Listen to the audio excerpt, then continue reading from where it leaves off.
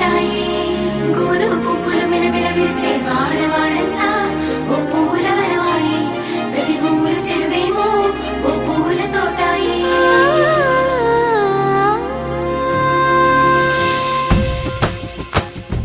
పచ్చ పచ్చని పల్లె పచ్చని పల్లె మబ్బుల్లో లేసింది వాకిళ్ళు ఊడ్చి ముగ్గులు పెట్టింది